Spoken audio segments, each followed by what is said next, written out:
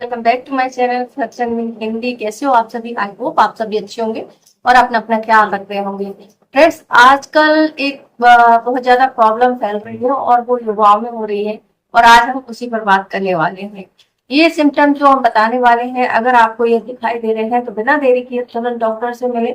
जैसे कि आपको अचानक से कब्ज रहने लगा है, आपको मल त्याग में ब्लड आने लगा है, या उसका कलर ऐसा हो गया जैसे उसमें खून साथ में रहा हो, या फिर आपका वजन जो है बहुत तेजी से घट रहा है, बिना बात के आपको बहुत ज्यादा थकान रहने लगी है, तो या फिर आपका डाइजेशन से रिलेटेड कुछ प्रॉब्लम जो है लंबे समय से चल रहा है, तो ये सारे जो सिम्टम है वो इंडिकेट करते हैं कि कोलन कैंसर हो सकता है। कोलन कैंसर जो है एक ऐसी बीमारी है जो कि पहले बुजुर्गों में होती थी, लेकिन अब ये काफी यंग एज में हो रही है और इसके साथ में बहुत कम एज के लोग इससे इन्फेक्टेड हो रहे हैं।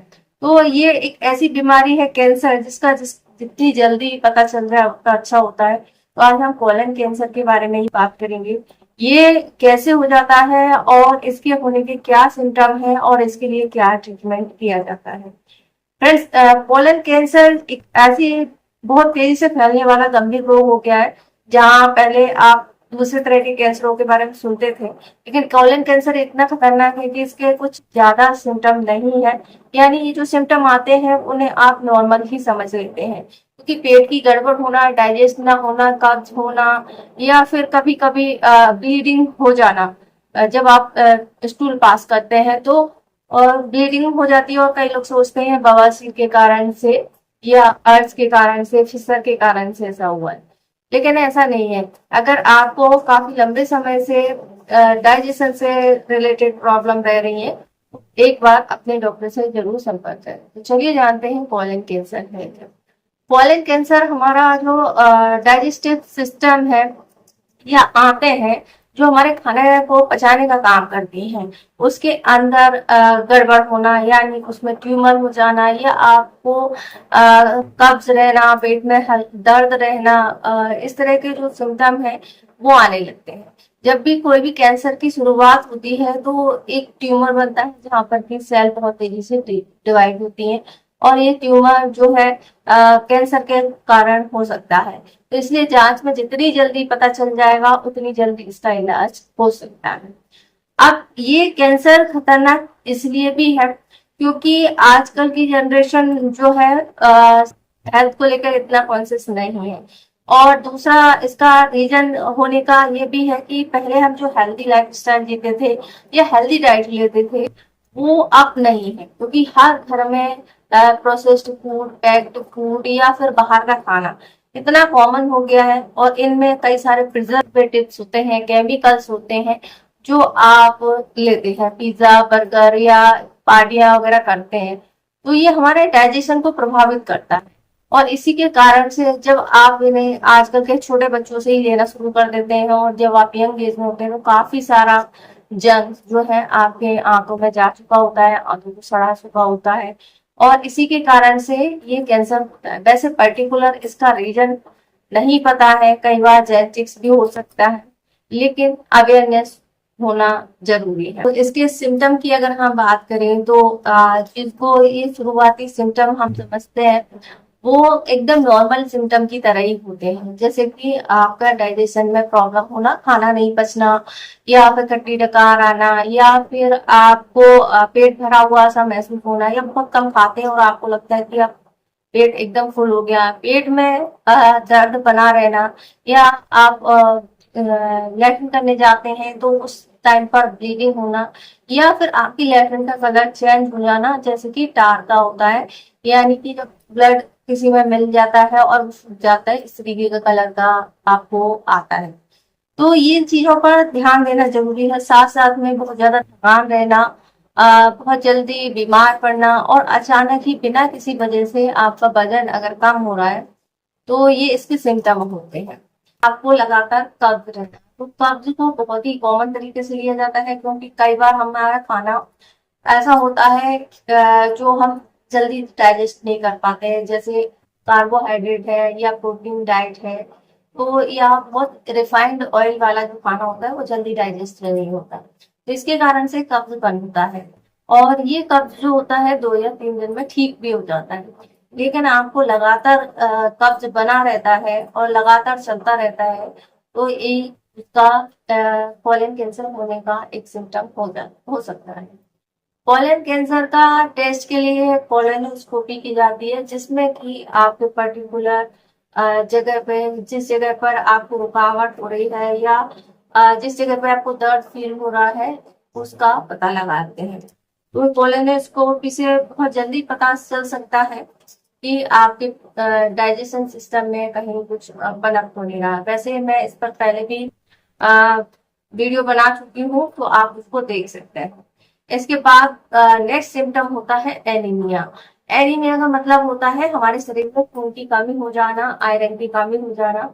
तो जब कैंसर सेल बनती हैं तो हेल्थी सेल्स भी कैंसर सेल्स में बहुत जल्दी जल्दी तब्दील होती है। साथ ही आपको डाइजेशन से रिलेटेड प्रॉब्लम है तो आपका खाया पिया जो है डाइजेस्ट नहीं होता और आपको शरीर में कमजोरी आती है, खून की कमी होती है। तो एनीमिया के सिम्टम जैसे कि आपका शरीर बहुत ज्यादा थका हुआ लगना, सिर दर्द होना, चक्कर आना, या जो है आपको स्किन जो है पीलापन लिए हुए दिखना, इसे ये एनीमिया के सिम्टम होते हैं जिन्हें आप आसानी से पहचान सकते हैं। आपकी आंखों के अंदर का जो हिस्सा हमेशा गुलाबी रहता है वो सफेद दिखता है, या आपके नाखून पर आप प्रेस करते हैं इस तरीके से देखेंगे तो ये आपका इतनी जल्दी वापस से कलर नहीं आता है, यानी यहाँ हमारा गुलाबीपन रहता है, आप उसको प्रेस करते हैं व्हाइट सा हो जाता है और छोड़ते हैं वापस से गुलाबी हो जाता है। तो ये कॉमन तरीके है जिससे आप एनीमिया का पता लगा सकते हैं। इसके अलावा वेट लॉस बहुत जल्दी हो रहा है, और वो बिना किसी वजह से हो रहा है, ना ही आपने कोई अपनी लाइफ स्टाइल में चेंज किया है, ना ही आपने वर्कआउट चालू किया है, योगा या कुछ और, या ना ही आपने ऐसी कोई डाइट ली है जिससे वेट लॉस हो, और अचानक ही आपका वेट लॉस हो रहा है। तो ये कॉमन सिम्टम होता है कैंसर का, कोई भी कैंसर होता है। और कैंसर आजकल इतना ज्यादा कॉमन हो गया है कि आप अपने आसपास नजर फैलाएंगे तो एक आध पेशेंट आपको कैंसर का मिल ही जाएगा। और इसलिए कैंसर से सतर्क रहने की और बहुत ज्यादा अवेयर रहने की जरूरत।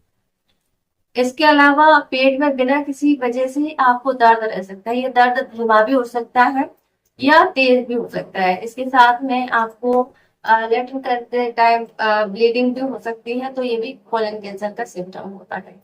इसके अलावा आपको पाचन संबंधी दिक्कतें आने लगती हैं, जैसे गैस, कब्ज, सूजन, ब्लोटिंग, बाउल हैबिट्स में बदलाव हो जाना, तो ये सभी इसके सिम्टम होते हैं। तो अगर आपको इस तरह के सिम्टम हो रहे हैं तो कोलोनोस्कोपी करा सकते हैं, जिससे आपको तुरंत पता चलेगा।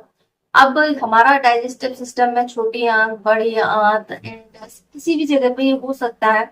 इसलिए इसकी ट्रीटमेंट की अगर हम बात करें तो पहले तो जांच में पता लगता है और उसके आधार पर आपका ट्रीटमेंट किया जाता है। कैंसर का इलाज में हमेशा की तरह वही है कि जितनी जल्दी आपको ये पकड़ में आता है उतना ही जल्दी इसका इलाज होता है। तो इनको लेकर के लापरवाही बिल्कुल ना करें, क्योंकि कई बार ऐसे केसेस आते हैं। आपने अगर आपको पाइल्स की समस्या है, बवासीर की समस्या है, तो आपने देखा होगा कि अगर आप डॉक्टर के पास जाते हैं, ट्रीटमेंट कराते हैं, वो कुछ टेस्ट लिखते हैं और टेस्ट में वो यही देखते हैं कहीं आपको कैंसर तो नहीं है। तो जो पाइल्स होती हैं उसमें क्या होता है, हमारे जो मस्से बनते हैं वो भी काफी लंबे समय तक रहने पर उसमें कैंसर हो सकता है। और क्योंकि सही से उस जगह की सफाई नहीं होती हमारा अंदर से एनएस के पास में, तो वहां पर कैंसर पनपने पर फिर उन्हें जो है हमारा पूरा सिस्टम ही बदलना पड़ता है। अगर आंख में तो आंख का उस हिस्से को काट कर निकालते हैं, और अगर एनएस में पास में हुआ है या कुछ ऐसी जगह पे हुआ है जहां पर सर्जरी आसान नहीं है, तो उस हिस्से को काट के निकाल के फिर दूसरी जगह से आपको वेस्टेज बाहर निकालने का रास्ता बनाया जाता है, जो कि बहुत ही ज्यादा मुश्किल होगा लाइफ में उस चीज को अपने साथ में एक्सेप्ट करना, क्योंकि एक नेचुरल बॉडी जो होती है नेचुरल होती है, और उसके अलग ऑपरेशन करके अगर कोई बना भी दिया जाता है रास्ता, तो उसमें कोई थैली या पाउच लगाया जाता है जिसको आपको बहुत केयरफुली रखना होता है, रोजाना क्लीनिंग करनी होती है। तो ये जो कैंसर है अगर हो जाता है और आप उसको लापरवाही कर देते हैं, बहुत ही गंभीर इसके रिजल्ट आपको मिलेंगे और ये आपकी पूरी लाइफ को चेंज कर सकते हैं। इसलिए इस पर ध्यान दें और टेस्ट कराएं।